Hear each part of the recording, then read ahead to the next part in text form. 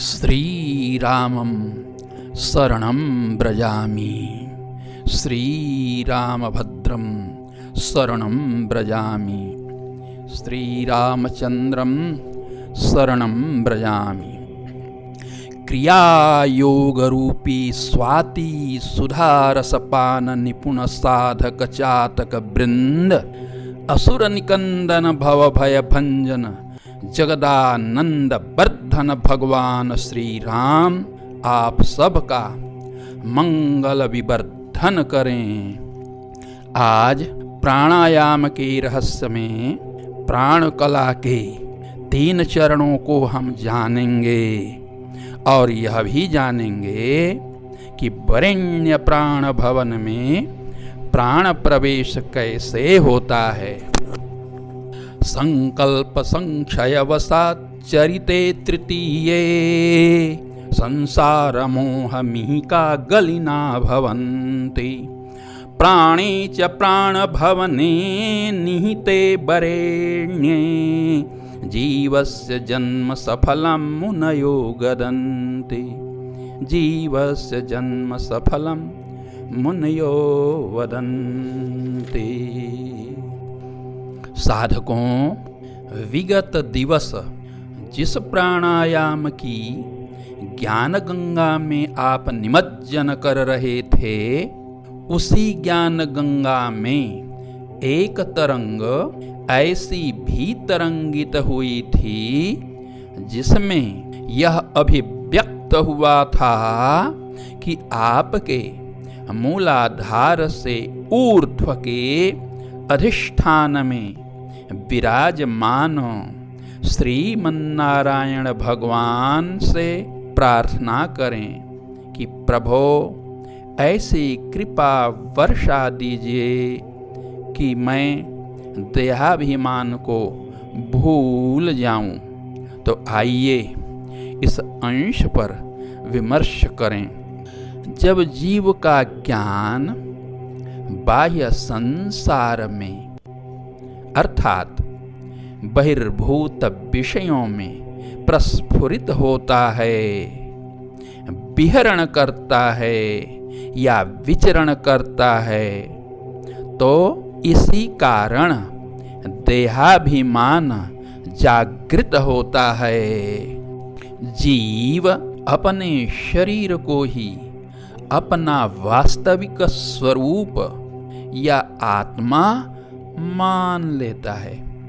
मैं शरीर हूँ ऐसा समझकर लोक में व्यवहार करता है। यही भ्रांत ज्ञान सब अनर्थों की प्रधान जड़ है, मूल जड़ है। साधक गण सावधान हो जाइए। बाह्य ज्ञान प्रस्फुरण क्यों होता है, इस पर विचार कीजिए। जीव का ज्ञान बाह्य विश्व या बहिर्भूत विषयों में विचरण क्यों करता है, तो सुनिए। याते सजातवाते तू बहिर्देशे निरन्तर मनो भूत्वा चितिर्जैवी विषो येषु प्रकूर्दते विषो येषु प्रधावति। जब सजातवात की वृत्ति, सजातवात की वर्तनी, सजातवात की गति बहिर्मुखी न हो जाती है, गंगा यमुना से ही संचरणशील हो जाती है, तब जीव की चेतना मन का स्वरूप धारण करके बाह्य जगत में मनोहर विषयों में विचरण करने लगता है, जिससे जीव का ज्ञान, जीव की चेतना विषयों के घनघोर कांटेदार विपिन में उलझ जाता है, फंस जाता है। इसका परिणाम क्या होता है? परिणामतः महादुखों के संघात में निपतित हो जाता है। इससे सिद्ध हुआ कि सजातवात की बहिर्मुखीन वृत्ति से ही देहात्म भाव का उदय होता है, या चित्त की वृत्तियों का समुदय होता है, या बाह्य ज्ञान का प्रस्फुरण होता है।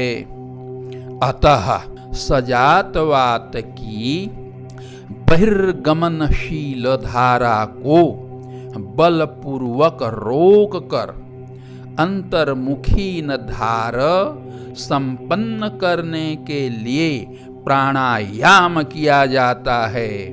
अतएव योगी जन गीत गाते हैं, रोधयेत् यत्नतो धारा सजातमारुतोद्भवाः वेशयेद् वंशनाले च प्राणायामेन कर्मणा। सजात मारुत अर्थात सजातवात बाह्य जगत की दिशा में बड़े वेग से प्रवाहित होने वाली सजातवात धारा को बड़े ही यत्न से, बड़े ही प्रयत्न से निरुद्ध करना चाहिए, रोकना चाहिए, और रोककर वंश दंड के नाल में प्रवेश कराना चाहिए, जिस उत्तम विधि से प्राण को वंशनाल में प्रवेश कराया जाता है, उसी पद्धति को क्रिया योग का प्राणायाम कहते हैं। इसी पथ से प्राण अर्थात सूक्ष्म प्राण कूटस्थ में प्रवेश कर जाता है। ऐसा संपन्न होने पर सजातवात विषय वन में विहार करना त्याग देता है। इसी के साथ जीव का ज्ञान बाह्य संसार व सांसारिक विषयों में नहीं भटकता है, स्वीय आत्मा में ही रमण करता है। तब आत्मबोध अर्थात स्वरूप ज्ञान संपन्न होता है और देहात्मबोध या अज्ञान दूर हो जाता है। साधकों, चेतना कला के 3 पाद हैं। वे कौन कौन 3 पाद हैं? तो ध्यान देकर सुने। सौरश्चान्द्रमसश्चाथो सारस्वतः प्रभामयः चेतनायाः कलायाश्च चरणाः स्युरि मे त्रयः। हमारी चेतना कलावती है, प्राण ही उसकी प्रधान कला है। यह प्राणना 3 चरणों पर आश्रित रहती है, कभी सौरपाद पर, तो कभी चांद्रमस पाद पर, तो कभी सारस्वत पद पर। चांद्रमस पाद पर जब चेतना कला अवलंबित होती है, तो चांद्रमस पाद पर अवलंबित होते ही इड़ा नाड़ी सक्रिय हो जाती है। तब वाम नासा से सजात वात का संचार होता है, और जब सौरपाद पर प्राण अवलंबित होता है तो पिंगला नामनी नाड़ी प्रस्फुरित होने लगती है। तो दक्षिण नासा से सजात वात का संसरण होने लगता है। वही प्राण कला जब सारस्वत चरण का आश्रय लेती है, तब सुषुम्ना भगवती प्रफुल्लित हो जाती है। तो आपने सुना, इसके 3 पाद हैं। एक पाद है सौर, दूसरा है चांद्रमस, और तीसरा है सारस्वत। सौर पाद का अवलंबन लेने से पिंगला नाड़ी प्रस्फुरित होती है, और चांद्रमस चरण का आश्रय लेने से इड़ा नाड़ी प्रस्फुरित होती है। और जब सारस्वत चरण का आश्रय प्राण कला लेती है, तो सुषुम्ना भगवती प्रफुल्लित हो जाती है। इसी तृतीय पाद में प्राण कला को अवष्टंभित करने के लिए, आरूढ़ करने के लिए सुषुम्ना क्रिया का अभ्यास किया जाता है। इससे क्या होता है? अहो, इससे ऊर्ध्वदेश में, शिखर प्रदेश में यह प्राण कला संस्थित हो जाती है। तब निज स्वरूप का सुदर्शन हो जाता है। ऐसा होने पर विश्व दर्शन, विषय दर्शन, संसार दर्शन अथवा देहात्म दर्शन सब लुप्त हो जाते हैं। नानात्व का एकत्व में संप्रवेश हो जाता है। ब्रह्म से एकाकारता हो जाती है। ब्रह्मानंद का अनुभव होने लगता है। किंतु साधकों सौर चांद्रमसौ ज्ञातौ सारस्वतस्तु गोपितः तस्योद्घाटन व्यापारः क्रियायोगः प्रकथ्यते। सौर पाद तो उपलब्ध हो जाता है, चांद्रमस पाद भी अधिगत हो जाता है। सौर चांद्रमसौ ज्ञातौ, क्योंकि सौर पाद चांद्रमस पाद दोनों सुज्ञात हैं, परंतु वह जो सारस्वत पाद है वह तो अति गोपित है। सारस्वतस्तु गोपितः सुगोपितः, वह तिरोहित है। इसी पाद को उद्घाटित करने का जो व्यापार है, जो कर्म है, वही तो क्रिया योग है। पुनः पुनः प्राणायाम का अभ्यास करते रहना चाहिए। इसका मंत्र यही है कि संकल्प विकल्प को त्याग कर सजात वात का यातायात से घर्षण करे। अभ्यास करते करते संकल्प विकल्प को त्याग कर मनोदेव सजात वात से घुल मिल जाते हैं, रच पच जाते हैं। केवल सजात मारुत का गमनागमन होने लगता है। किंवा मनोदेव ही वंशनाल में गमनागमन करने लगते हैं। कहने का आशय है कि आप सब वात को और मन को एकमेक कर दें। ऐसा प्राणायाम का अभ्यास करें।